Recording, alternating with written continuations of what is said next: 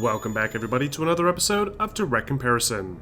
In today's episode, we're going to look at the recently released VR exclusive Half-Life Alyx and see how it compares to the last mainline entry to the series, Half-Life 2.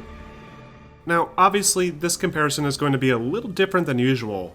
We're dealing with two incredibly different styles of game here, with one being a traditional shooter released back in 2004, and the other being a virtual reality experience, built to take full advantage of the platform's interactivity.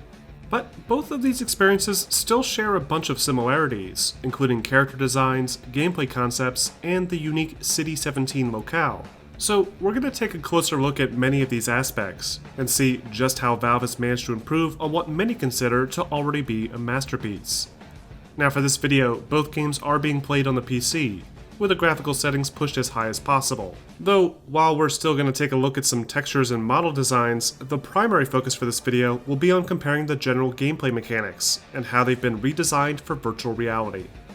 Alright, so to kick this comparison off, let's start by talking about the general movement and control.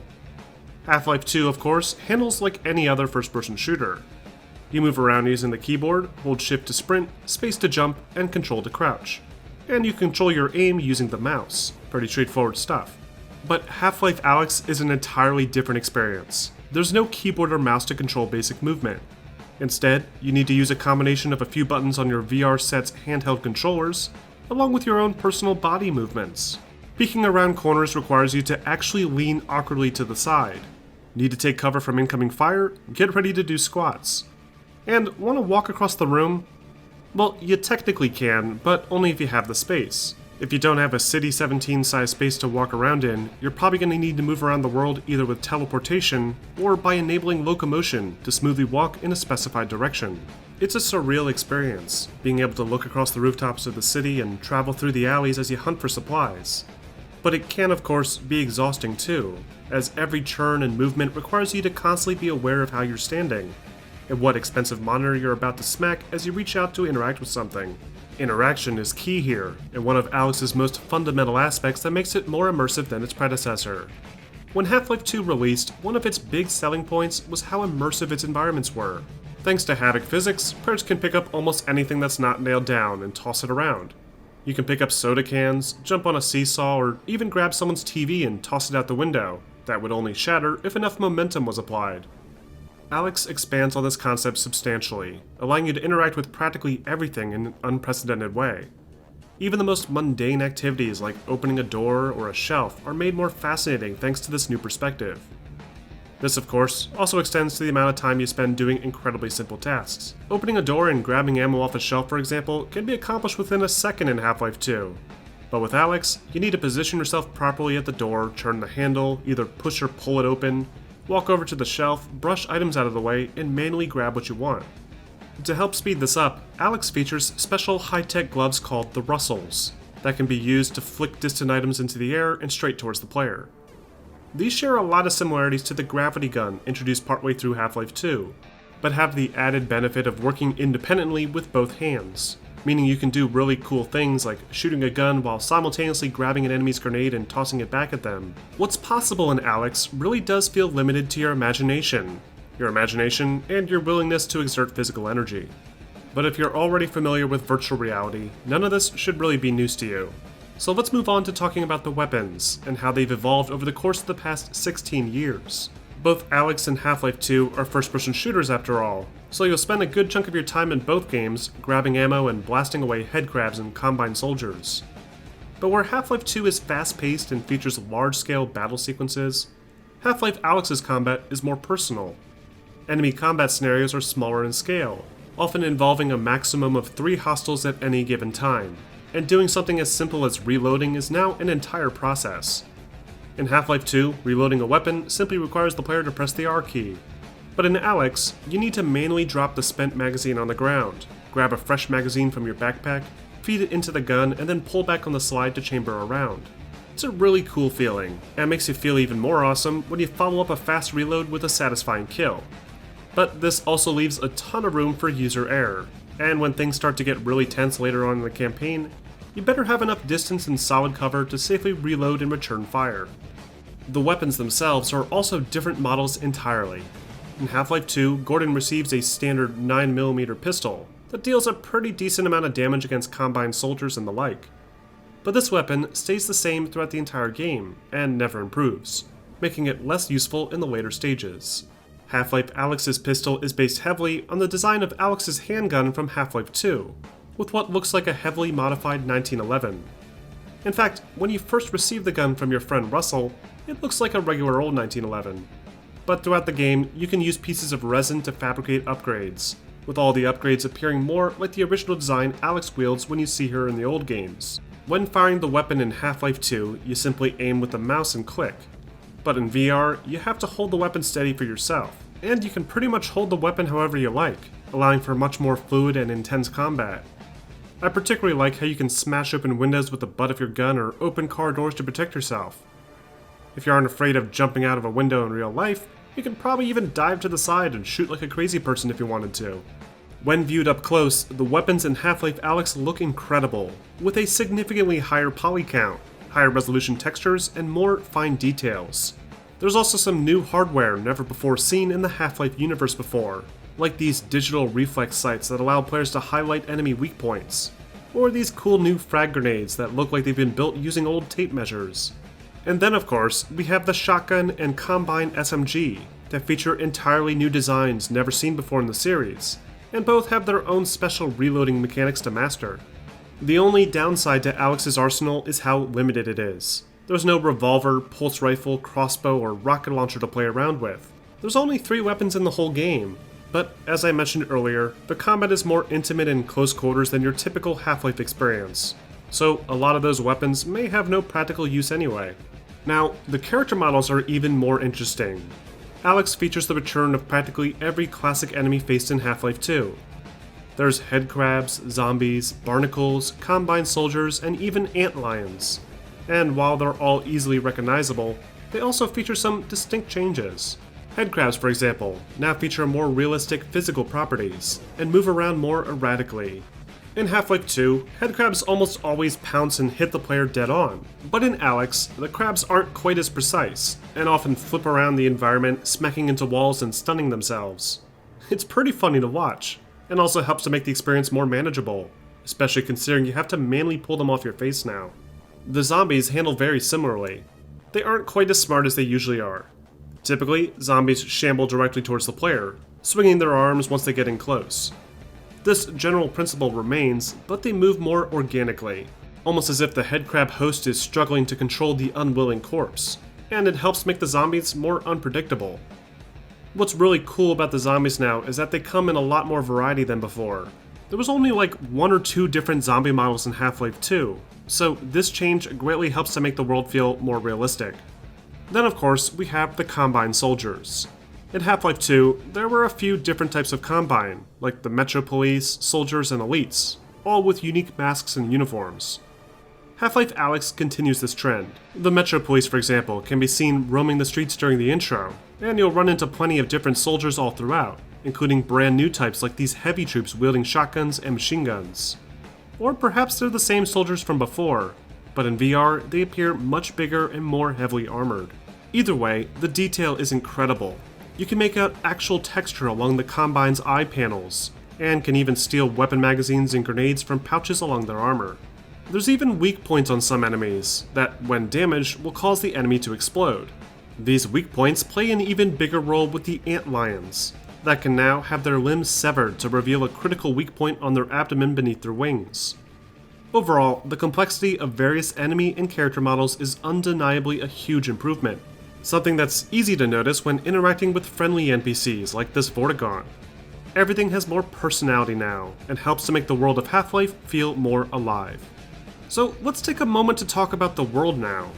In Half-Life 2, players explored an unspecified Eastern European city called City 17 that has been overrun by an alien force called the Combine. This world was revolutionary for its time, with immersive physics effects and its dark, moody atmosphere.